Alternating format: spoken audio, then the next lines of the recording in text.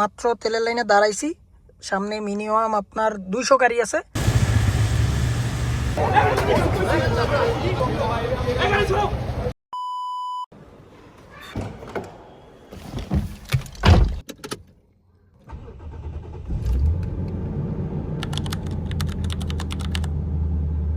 একটা সময় আমার খুব ইচ্ছা ছিল যে একটা তেলের গাড়ি চালাবো, তাও আমি 2018 সালের কথা বলতেছি। তখন আমার গাড়ি ছিল টয়োটা এসএক্স ক্যারিনা। ওটা যেহেতু সিএনজি আর অকটেন দুইটাতেই চলতো, তখন চিন্তা করছিলাম যে আসলে যেহেতু সিএনজিতে চলছে তেলে হয়তো বা ডিফারেন্স খুব একটা বেশি হবে না, তাই যখন একটু জোরে চালানো লাগতো তখনই আমি তেলে চালাইতাম, আর তাছাড়া সবসময় সিএনজিতেই চলতো ওই গাড়ি। বাট যখন নিজের মেন্টাল প্রিপারেশন নিলাম যে হ্যাঁ এখন আমি একটা তেলের গাড়ি চালানোর জন্য রেডি, মোটামুটি মানে তেল ভরার জন্য বা খরচ করার জন্য নিজের কিছু টাকা পয়সা আছে, তখন আমার লাইফে এই মহাশয় আসছে, যেটা হচ্ছে টয়োটা মার্ক2 GX90। আর এটা আমার লাইফে আসার পরে আমি যখন ডিসিশন নিলাম যে এখন গাড়ি তেলে চালাবো, প্রথমত এই গাড়ির মাইলেজ যেটা হচ্ছে 1 লিটার তেলে হয়তো বা সর্বোচ্চ 5, 5.5, 6 কিলোমিটার চলে ইনসাইড ঢাকা, মানে সিটির মধ্যে। আর হাইওয়েতে প্রায় 9-10-এর মতো আমি পাই সবসময়। সো এই সময় আবার কী হলো, তেলের দাম বাড়লো। তেলের দাম বাড়লো হইলো 135 টাকা, সেখান থেকে কমতে কমতে এখন 120 টাকা। আর যখন এই 120 টাকার সাথে আমি মোটামুটি ইউজড হয়ে গেছি, আমরা সবাই ইউজড হয়ে গেছি যে 120 টাকা ঠিক আছে, ফাইন, চলে। আর এখন শুরু হয়ে গেছে বাংলাদেশে ফুয়েল ক্রাইসিস।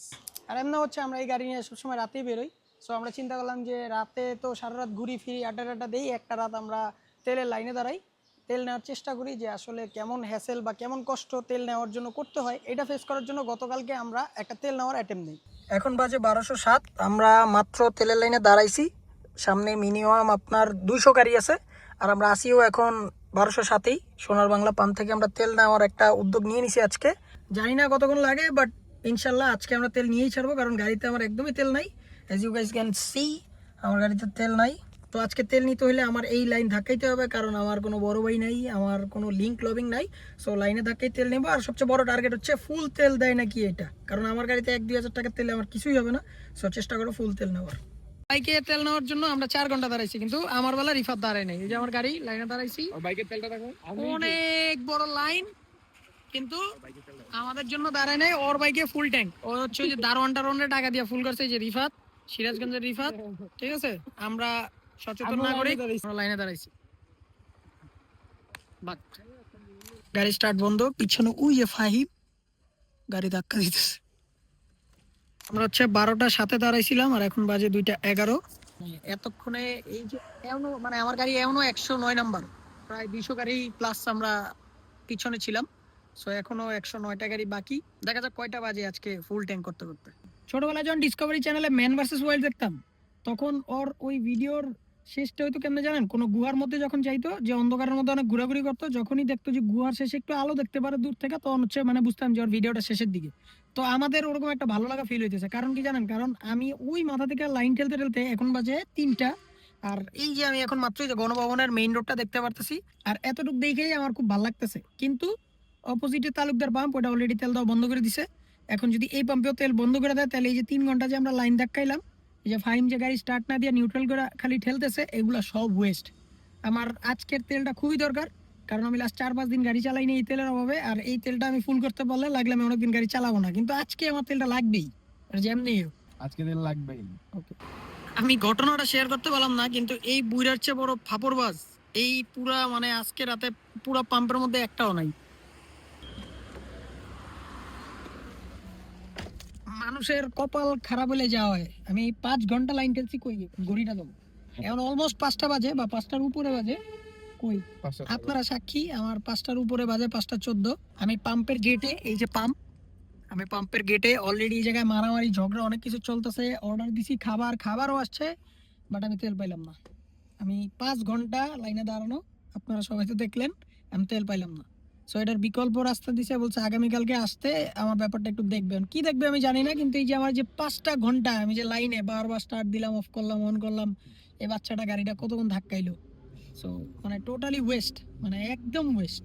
যদিও তারপরের দিন আমরা তাদেরকে খুব রিকোয়েস্ট করে এইভাবে তেল নিছি, বাট সবার জন্য এই নিয়ম ছিল না। আর এই সারা রাত হচ্ছে তেল নেওয়ার জন্য সবচেয়ে বেশি কষ্ট যে করছে, এটা হচ্ছে আমাদের ফাহিম। এই যে এক রাত যে মনে করো তুমি পুরা গাড়ি ধাক্কাইলা, ঠিক আছে, তারপরে লাস্টে যে সিনটা হইলো আমাদের সাথে, এটার জন্য তোমার অভিজ্ঞতাটা কি শেয়ার করো তো একটু। পুরো স্ক্যাম হয়ে গেছে, মানে এক কথা স্ক্যাম, আর কিছু বলার নেই। স্ক্যামটা আমার সাথেও হয়েছে, ওর সাথে হয়েছে, কিন্তু ওর জন্য একটু কষ্ট আমার বেশি লাগছে, কারণ এত বড় একটা সাইজ নিয়ে ও যে কষ্টটা করছে তোমার আমি থ্যাংক ইউ দিতে পারলাম না, সরি। আর এই তেলের পাম্পে আমরা ছিলাম ঠিক 5.5 ঘন্টা, মানে পুরো 5.5 ঘন্টা হচ্ছে আমরা তেলের জন্য অপেক্ষা করছি, বারবার স্টার্ট দিছি, ফাহিম গাড়ি ধাক্কাইছে, কত ড্রাইভার কত মানুষদের সাথে নতুন পরিচয় হয়েছে, গল্প করছি, কত ধরনের কত অ্যাক্টিভিটিস। কিন্তু দিন শেষে আমরা যখন মানে আমাদের থেকে তেলের পাম্প 10 টাকারও দূরে না, আরো কম না, ওই সময় দেখি তেলের পাম্প বন্ধ করে দিচ্ছে আমাদেরকে। 7 নম্বরে না, তো এই 7 নম্বরে যখন আমরা আসছি, তেলের পাম্পের লাইট দেখতেছি, ভালো লাগতেছে যে আচ্ছা আসলে যাব, এখনই তেলটা নিব, আর নিলে অনেক বড় একটা মিশন কমপ্লিট হবে। আর তখনই আমাদেরকে বলতেছে যে ভাই তেল নাই, গেট বন্ধ করে দিচ্ছে, তেল শেষ। কিন্তু সবচেয়ে অবাক লাগার মতো জিনিস কি ছিল জানেন? যারা লাইনে ছিল তারা তো কেউ কোনো কথা বলেই নাই, আবার আসবে পরের দিন দুপুর 12টার পরে আবার তেল দেওয়া শুরু হবে, আর ওই গাড়িগুলা ওই জায়গায় পার্ক করে মানুষ চলে গেছে। এই যে আমি আমার গাড়িতে ফুল ট্যাঙ্ক করছি, আমার গাড়ি আমি যদি বেশি ঘোরাঘুরি না করি তারপরেও 8-10 দিন যাবে, মানে এত বেশি আমার তেল খরচ হবে না যদি আমি কম চালাই।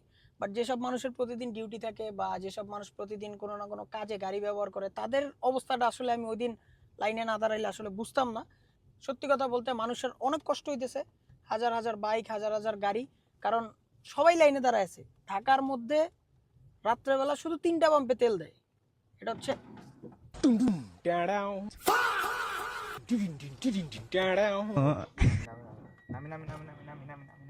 লেগে গিয়েছে গাইস।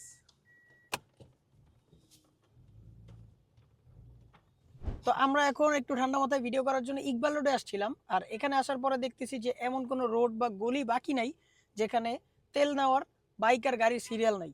মানে পুরা ইকবাল রোডটা ঘুরতে ঘুরতে যে কি একটা সিরিয়াল হয়েছে, আর এখান থেকে মেইন রোড দিয়ে পুরান থানা দিয়ে একদম আমাদের মোহাম্মদপুর বয়েস পর্যন্ত লাইন চলে গেছে, মানে গাড়ির লাইনটা, আর বাইকের লাইনটা হচ্ছে পুরো ইকবাল রোডের মধ্যে। তো এই যে ভোগান্তিটা, মানে এত গাড়ি তেল নিতেছে, সব পাম্পে তেল দিতেছে, বাট তেলের এই ঝামেলাটা শেষ হচ্ছে না, এটা কেন? আসলে এই কোয়েশ্চেনের অ্যান্সারটা কই পাবো? কারণ আমরা সব জায়গায় দেখতেছি যে তেল আছে, তেল প্রতিদিনই তো দিতেছে, তো এত গাড়ি তেল নিতেছে, এত এত তেল, এই তেলগুলো যায় কই? তো এটাই হচ্ছে কথা, যে আসলেই কি আমাদের দেশে কোনো ক্রাইসিস আছে, নাকি এই ক্রাইসিসটা আমরা নিজেরা বানাচ্ছি? আবার ফাইমের মতো অনেকে আছে যারা হচ্ছে তেল নিয়ে বাইরে বিক্রি করতেছে ওভার প্রাইসে।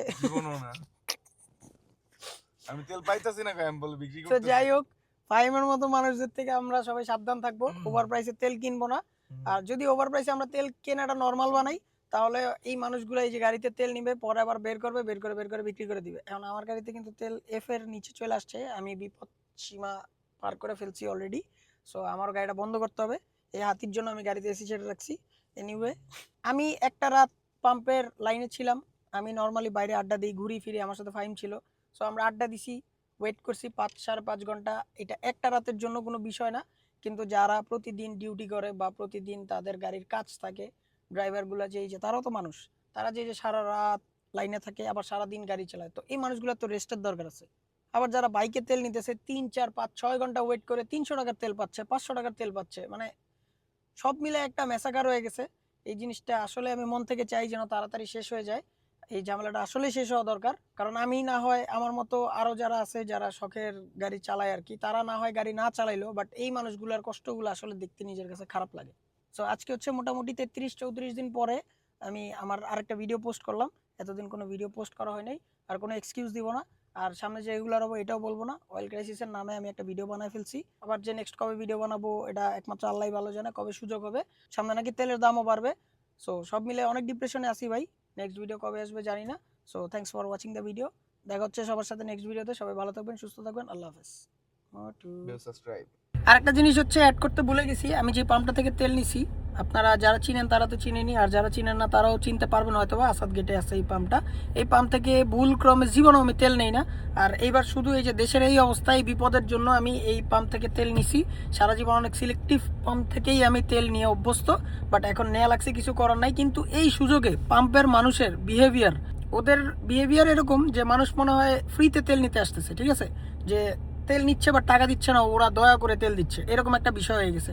সো আপনারা কিন্তু মনে রাখেন যে এই দিন কিন্তু শেষ হয়ে যাবে, আপনাদের এই পাম্পগুলা কিন্তু আবার মানুষের আসতে হবে। এখন দেখেন আপনাদের ব্যবহার বা আপনাদের আচার-আচরণের কারণে এমনি তেল তো ভালোই না, উল্টা যদি মানুষ হিসাবেও খারাপ পরিচয় দেন, তাহলে কিন্তু মানুষ কোনোভাবে বিপদেও আর আসবে না নেক্সট টাইম, ঠিক আছে। সো এই জিনিসটাই আপনাদেরকে ইনফর্ম করার ছিল।